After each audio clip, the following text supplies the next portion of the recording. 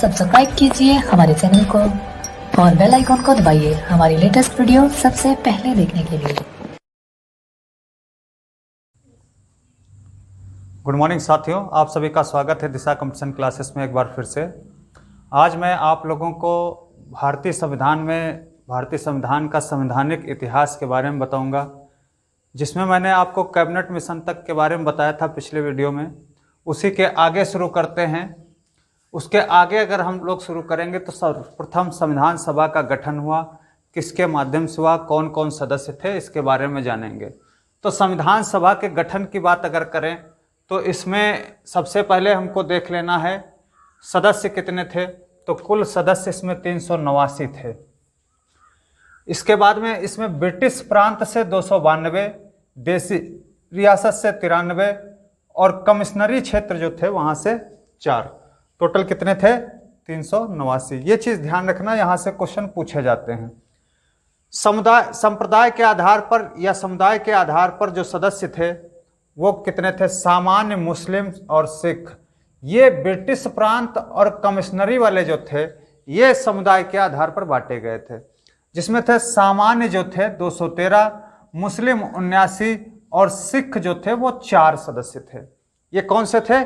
जो ब्रिटिश प्रांत और कमिश्नरी वाले क्षेत्र के टोटल 296 थे। इनको बांटा था, यहां पर इसमें बांटा था। फिर इसमें अलग अलग वर्गों का संबंध जो था, जिसमें महिला 15 थी, एससी से 26 सदस्य थे और एसटी से 33 सदस्य थे।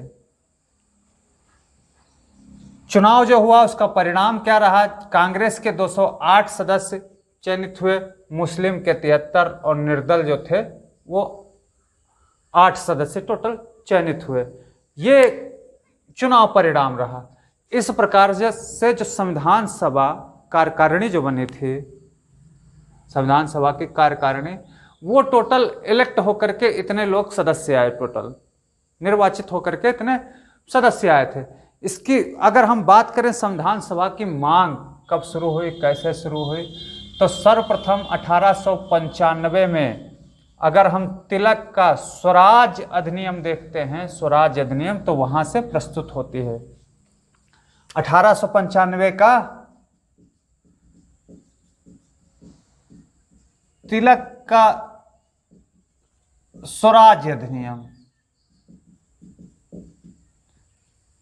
इसमें बताया था इन्होंने स्वराज विधेयक या स्वराज अधिनियम जो था, इसमें इन्होंने बताया था कि भारत के लिए एक संविधान होना चाहिए और संविधान सभा का गठन की मांग उठाई थी।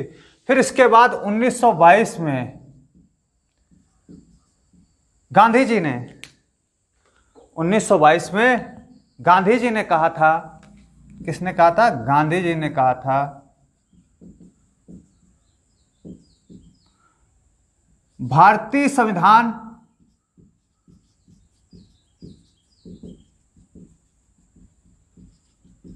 भारतीयों द्वारा बनाया जाए।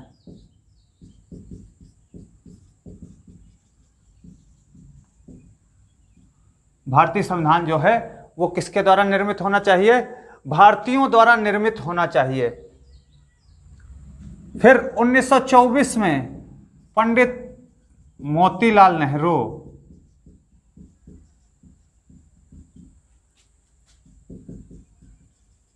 संविधान की मांग उठाई,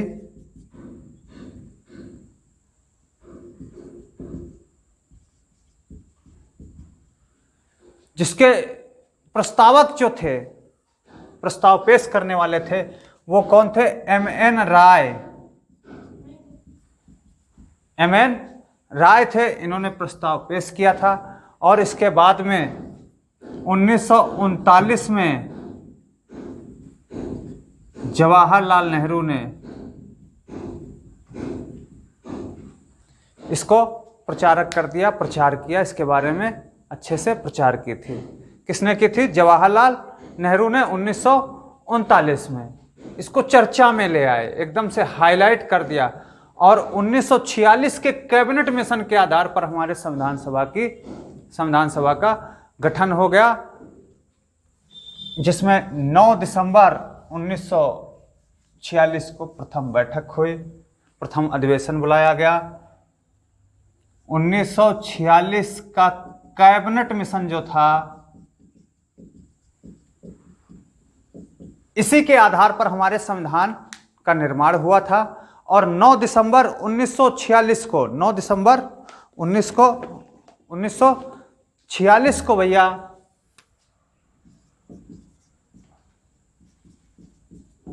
प्रथम अधिवेशन हुआ। कब हुआ? 9 दिसंबर 1946 को। इसमें मुस्लिम लीग के जो प्रतिनिधि थे उन्होंने हिस्सा नहीं लिया, वो इसमें शामिल नहीं हुए। मुस्लिम लीग शामिल नहीं हुई।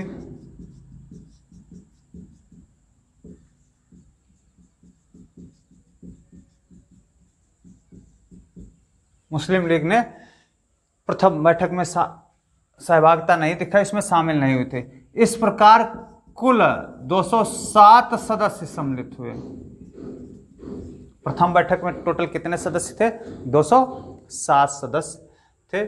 यहां से संविधान सभा का गठन पूरा हुआ। ठीक, संविधान सभा में अगर शामिल महिलाओं की बात करें तो 15 महिलाएं कौन कौन थी? कई बार यह क्वेश्चन में पूछा भी गया है। इसमें सुचेता कृपलानी यूपी से थी, विजय लक्ष्मी पंडित यूपी से थी, पूर्णिमा बनर्जी यूपी से थी, कमला चौधरी यूपी से थी, बेगम इजाइज रसूल यूपी से थे। ये कितने लोग? 5 लोग यूपी से थे, उत्तर प्रदेश से थे। फिर राजकुमारी अमृता कौर मध्य प्रांत से थी, सरोजनी नायडू बिहार से थी, ध्यान रखना आपको है। हंसा मेहता बंबई से थी, जी दुर्गाबाई मद्रास से थी, दक्षियानी वेलुयदन मद्रास से थी, अम्मु स्वामीनाथन ये भी मद्रास से थी। ठीक, मालती चौधरी उड़ीसा से थी, रेणुका राय पश्चिम बंगाल से, लीला राय पश्चिम बंगाल से, एनी मस्करीनी त्रावणकोर से थी। ये केरल वाले हिस्से से आई थी, त्रावणकोर से। ये टोटल 15 महिलाएं जो थी इसके अंदर ये शामिल थी। कई बार क्वेश्चन आ जाता है इनमें से कौन शामिल नहीं था या इनमें से कौन शामिल था या कुल कितनी महिलाएं शामिल थी, इस तरीके के क्वेश्चन उठते रहते हैं। तो भैया आपको ये चीज़ याद रखना है। ठीक, इनको लिख भी लेना एक जगह है। ये संविधान सभा होगा। इसके बाद में भैया आती है माउंटबेटन योजना। माउंटबेटन योजना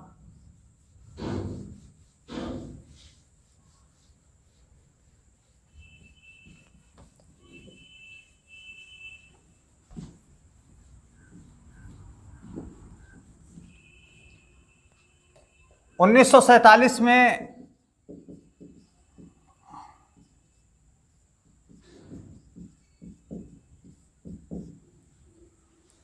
भारत में गवर्नर जो थे माउंटबेटन थे, इन्होंने एक प्रस्ताव पेश किया। प्रस्ताव ये पेश कब किया? 3 जून 1947। इसी को 3 जून प्लान भी कहते हैं, 3 जून योजना भी इसको बोलते हैं। जो माउंटबेटन योजना है उसे 3 जून योजना भी कहते हैं, क्योंकि 3 जून 1947 को उन्होंने पेश किया था। इसमें इन्होंने ये बताया कि अब भारत के लिए अलग से संविधान का निर्माण हो जाए और 2 राष्ट्रों में विभक्त हो जाए। उसी टाइम पे पश्चिम बंगाल में बहुत सारे दंगे उठे थे, दंगे भड़के थे, इसलिए इन्होंने क्या कहा? 2 राष्ट्रों में विभक्त हो जाना चाहिए।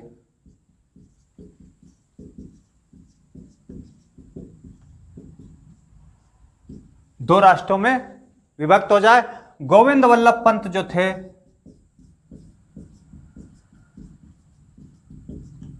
गोविंद वल्लभ पंत ने सर्वप्रथम प्रस्ताव पेश किया, जिसका जवाहरलाल नेहरू, अबुल कलाम आजाद ने समर्थन किया था।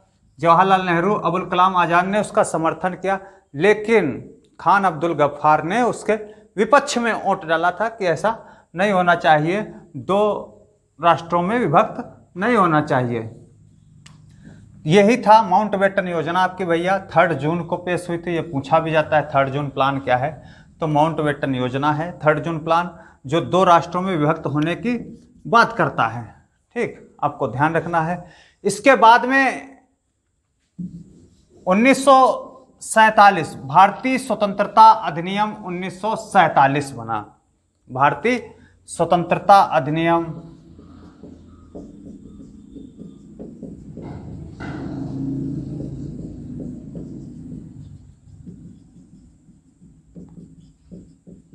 1947 आया, भारतीय स्वतंत्रता अधिनियम 1947 आया। 4 जुलाई 1947 को एक प्रस्ताव जो था वो हाउस ऑफ कॉमन्स में पेश किया गया, इंग्लैंड के हाउस ऑफ कॉमन्स में पेश किया और वह वहां से पारित हो गया। फिर इसके बाद में 15 जुलाई 1947 को हाउस ऑफ लॉर्ड से पारित हुआ। 18 जुलाई 1947 को इस पर महारानी ने हस्ताक्षर कर दिए या राजकीय स्वीकृति प्राप्त हो गई, राजकीय स्वीकृति प्राप्त हो गई। इसमें क्या था, इसमें बताया गया था 15 अगस्त 1947 से भारत को 2 राष्ट्रों में विभक्त कर दिया जाए। कौन कौन से? एक भारत हो गया और दूसरा पाकिस्तान हो गया। इन 2 राष्ट्रों में विभक्त कर दिया जाए। इस समय क्लेमेंट एटली यहाँ के प्रधानमंत्री थे इंग्लैंड के। भारत को 2 राष्ट्रों में विभक्त कर दिया जाए और भारत में जो वायसराय थे लॉर्ड माउंट बेटन, ये भारत में वायसराय थे। 15 अगस्त 1947 को 2 राष्ट्रों में विभक्त कर दें। इसमें एक निर्धारण रेखा बनाई गई जिसके रेड क्लिफ अध्यक्ष बनाए गए थे। उन्होंने एक सीमा रेखा का निर्धारण किया। 15 अगस्त 1947 से भारत 2 हिस्सों में विभक्त हो गया था और 15 अगस्त 1947 से 26 जनवरी 1950 तक भारत जो था वो इंग्लैंड का औपनिवेशिक राज्य बना रहा। इंग्लैंड का औपनिवेशिक राज्य बना रहा, उसी के अधीन कार्य करता रहा था। इसमें स्वतंत्रता के पश्चात अंतरिम मंत्रिमंडल एक बनाया गया जिसमें चक्रवर्ती राजगोपालाचारी को अध्यक्ष बनाया गया था। हालांकि शुरुआत में माउंटबेटन इसके अध्यक्ष थे। कौन था? माउंटबेटन। ये कुछ दिन रहे, उसके बाद में चक्रवर्ती राजगोपालाचारी को अध्यक्ष बना दिया गया। फिर पंडित जवाहरलाल नेहरू उपाध्यक्ष, प्रधानमंत्री, कॉमनवेल्थ और वैज्ञानिक शोध इनके पास सारे थे। सरदार वल्लभ भाई पटेल के पास गृह, सूचना, प्रसारण मंत्री, डॉक्टर भीमराव अम्बेडकर के पास में विधि मंत्री का कार्यभार था। सरदार बलदेव सिंह रक्षा मंत्री थे। डॉक्टर राजेंद्र प्रसाद खाद्य एवं कृषि मंत्री। अबुल कलाम आजाद को शिक्षा मंत्री बनाया गया था। ये कई बार पूछे गए क्वेश्चन है। अंतरिम जो थी स्वतंत्रता पश्चात जो अंतरिम मंत्रिमंडल था उसमें कौन किस पद पर था, ये चीज पूछी गई है। जॉन मथाई को रेलवे एवं परिवहन, बाबू जगजीवन राम श्रम मंत्री थे। CH भाभा को वाणिज्य, रफी अहमद किदवई को संचार मंत्री, राजकुमारी अमृता कौर को स्वास्थ्य मंत्री, ये महिला भैया इसमें शामिल थी। RK षणमुख चट्टी को वित्त मंत्री, डॉक्टर श्यामा प्रसाद मुखर्जी को उद्योग एवं आपूर्ति मंत्री, NV गाडगिल कार्य, खाद्यान्न तथा ऊर्जा मंत्री। यही गाडगिल आगे गाडगिल परियोजना में भी शामिल हुए थे। इन्हीं के आधार पर बनी थी गाडगिल परियोजना बनी थी। ये अंतरिम सरकार में स्वतंत्रता के बाद जो गठित हुई थी उसके सारे मंत्री और प्रधानमंत्री इसमें बताए गए हैं। ठीक, इसके बाद में भारत 2 राष्ट्रों में विभक्त हो गया और भारतीय लोगों ने खुद से अपने संविधान का निर्माण करना शुरू किया, जिसमें एक अलग कमेटी बनाई गई। हर विभाग के लिए एक एक आदमी बनाया गया कि कौन सा व्यक्ति कहाँ से क्या चीज़ें लाएगा। सारे विश्व के संविधानों का अध्ययन किया गया। उसके बाद में एक सुंदर सा प्यारा सा भारतीय संविधान बनाया गया जिसमें 22 भाग, 12 अनुसूची और 395 अनुच्छेद वर्तमान में शामिल हुए। और अगर टोटल अनुच्छेदों की संख्या देखें तो 460 प्लस हो गई है। कई सारे संशोधन हुए। बहुत अच्छा प्यारा सा संविधान जिसमें पूरे भारत के सभी धर्म, जाति, पंथों के बारे में रख करके एक योजना बना करके संविधान का निर्माण किया गया। अगले वीडियो में मैं आप लोगों को संविधान के बारे में शुरुआत करूंगा। वो संवैधानिक विकास का अंतिम वीडियो होगा। इसके बाद में संवैधानिक विकास से संबंधित जितने भी प्रश्नावली बनती है उसका मैं आपको अध्ययन कराऊंगा। उनसे संबंधित जितने भी अच्छे से अच्छे प्रश्न उठ करके आते हैं वो सारे मैं सॉल्व कराऊंगा। यहाँ पर आने वाले वीडियो आप लोगों के लिए बहुत ही महत्वपूर्ण होने वाले हैं, इसलिए इनको अब लगातार जरूर देखें, अच्छे से देखें। जय हिंद दोस्तों, जय दिशा, तय दिशा, धन्यवाद।